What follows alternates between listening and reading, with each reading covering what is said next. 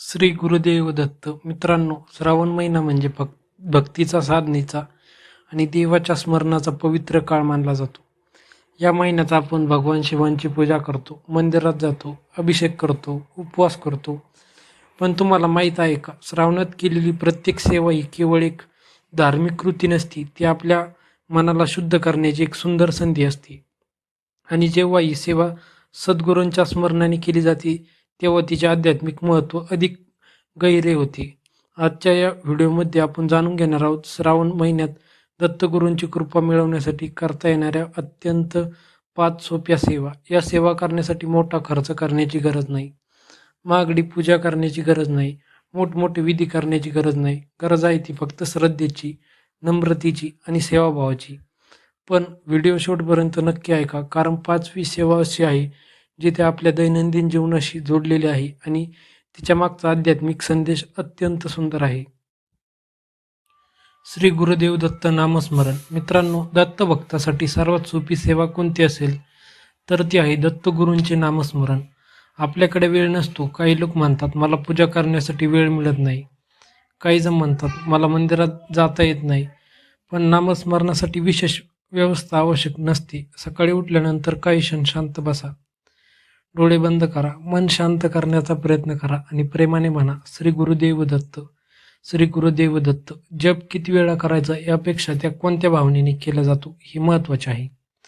आपल्या मनात अनेक विचार येतात. घराची चिंता, पैशांची चिंता, नोकरीची चिंता, मुलांची चिंता, भविष्याची चिंता.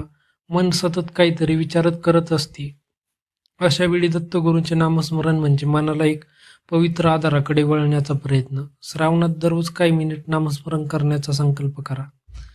10 मिनिट जमली तर 10 मिनिट, 5 मिनिट जमली तर 5 मिनिट, पण मनापासून करा. आणि जप करताना अशी प्रार्थना करा, दत्तगुरुदेवा, माझ्या मनातील अहंकार दूर करा, मला योग्य मार्ग दाखवा, माझ्या हातून सत्कर्म आणि सेवा घडू द्या. हीच खरी साधना आहे. सेवा क्रमांक 2, अन्नदान. दुसरी सेवा आहे अन्नदान. आपल्या संस्कृतीमध्ये अन्नाला अत्यंत पवित्र मानले जाते. म्हणून श्रावणातील एखाद्या दिवशी आपल्या क्षमतेनुसार एखाद्या गरजू व्यक्तीला अन्न द्या. यासाठी मोठा खर्च करण्याची गरज नाही. घरात साधे जेवण बनले असेल तर त्यातील काही भाग प्रेमाने गरजू व्यक्तीला देता येतो. एखाद्या वृद्ध व्यक्तीला मदत करता येते. एखाद्या भुकेल्या व्यक्तीला भोजन देता येते. महत्त्वाचे काय? देताना समोरच्याला कमी लेखू नका, कारण सेवा म्हणजे केवळ वस्तू देणे नाही. सेवा म्हणजे समोरच्या व्यक्तीचा सन्मान राखणे. अन्न देताना मनात असा विचार ठेवा, दत्तगुरू, हे अन्न मी तुमच्या चरणी अर्पण करत आहे. अशा भावनेने केलेली सेवा मनाला नम्र बनवते. सेवा क्रमांक 3, गुरुचरित्राचे वाचन किंवा श्रवण. मित्रांनो, तिसरी सेवा आहे गुरुचरित्राचे श्रद्धेने वाचन किंवा श्रवण. प्रत्येकाला संपूर्ण ग्रंथ वाचणे शक्य असेलच असे नाही. कामाची जबाबदारी असू शकते, घरातील कामे असू शकतात. त्यामुळे आपल्या वेळेनुसार वाचन किंवा श्रवण करा. दररोज काही ओळी वाचा, एखादा अध्याय श्रद्धेने ऐका आणि सर्वात महत्त्वाचे, फक्त वाचू नका, त्यातील शिकवण आपल्या जीवनात आणण्याचा प्रयत्न करा. गुरुचरित्रातील कथांमध्ये गुरुसेवा, श्रद्धा, संयम, सत्य, दान, भक्ती आणि सदाचार यांचे महत्त्व वारंवार दिसून येते. म्हणून वाचन करताना स्वतःला एक प्रश्न विचारा, या कथेत मला माझ्या जीवनासाठी काय शिकायला मिळाले? हा प्रश्नच तुमची साधना अधिक अर्थपूर्ण करू शकतो. सेवा क्रमांक 4, दत्त मंदिरात दीपदान आणि स्वच्छता. सेवा चौथी सेवा अत्यंत साधी आहे. श्रावणातील एखाद्या दिवशी जवळच्या दत्त मंदिरात जा. शक्य असल्यास श्रद्धेने दीप लावा, दत्तगुरूंचे दर्शन घ्या आणि मंदिर परिसर स्वच्छ ठेवण्याचा छोटासा हातभार लावा.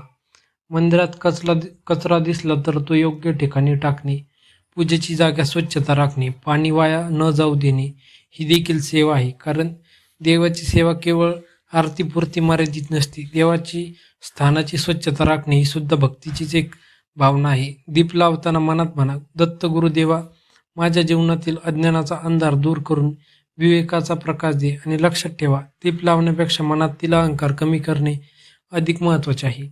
सेवा क्रमांक 5, एखाद्याला मदत करा, पण अपेक्षा ठेवू नका. आता येथे सर्वात महत्त्वाची सेवा, निस्वार्थ मदत. आपल्या आसपास अनेक लोक असतात ज्यांना एखाद्या छोट्याशा मदतीची गरज असते. कोणाला औषध आणून देण्याची गरज असते, कोणाला रस्ता ओलांडताना मदत हवी असते, कोणाला एखादे काम समजून घेण्यासाठी मदत हवी असते. कुणी दुःखी असेल तर त्याचे 2 शब्द ऐकून घेणे ही मदतच आहे. आणि यासाठी नेहमी पैसे लागतात असे नाही. कधी-कधी आपला वेळ, आपले प्रेम आणि आपले 2 आधाराचे शब्द हीच सर्वात मोठी सेवा असते.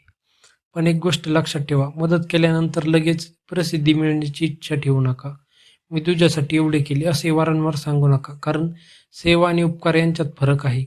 उपकार केल्याची भावना मनाला अहंकार करू शकते आणि पण निस्वार्थ सेवा मनाला नम्र करते. म्हणून श्रावणात एक छोटासा संकल्प करा. दररोज मी कमीत कमी एका व्यक्तीच्या उपयोगी पडण्याचा प्रयत्न करेन. कदाचित ती व्यक्ती तुमच्यासाठी अनोळखी असेल. कदाचित तुमच्या मदतीबद्दल कुणालाही माहिती होणार नाही. पण तुम्हाला माहिती असेल आणि तुमच्या अंतःकरणाला माहीत असेल, की आज मी कोणासाठी तरी चांगले केले. मित्रांनो, या 5 सेवेचा अर्थ काय? मित्रांनो, आता एक महत्त्वाचा प्रश्न. दत्तगुरूंची कृपा म्हणजे काय?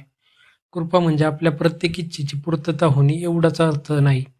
कधी-कधी कृपा म्हणजे चुकीच्या मार्गापासून वाचणे, योग्य निर्णय घेण्याची बुद्धी मिळणे, वाईट सवयींपासून दूर जाणे, मनाला शांतता मिळणे, अडचणींमध्ये धैर्य मिळणे आणि सर्वात महत्त्वाचे देवावर श्रद्धा ठेवणे, सत्कर्म करण्याची शक्ती मिळणे.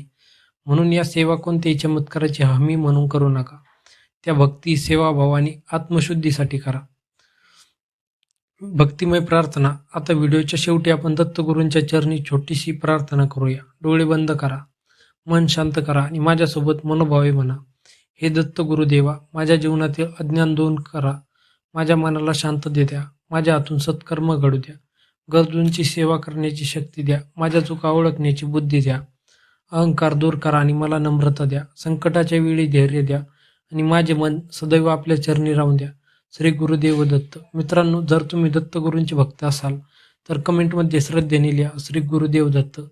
आणि हा व्हिडिओ एखाद्या दत्तभक्तांपर्यंत नक्की पोहोचवा. कदाचित तुमच्याकडून झालेला एक शेअर एक व्हिडिओला एखाद्या भक्ताला भक्तीच्या मार्गावर आणेल. धन्यवाद. श्री गुरुदेव दत्त. श्रीपाद वल्लभ दिगंबरा. धन्यवाद.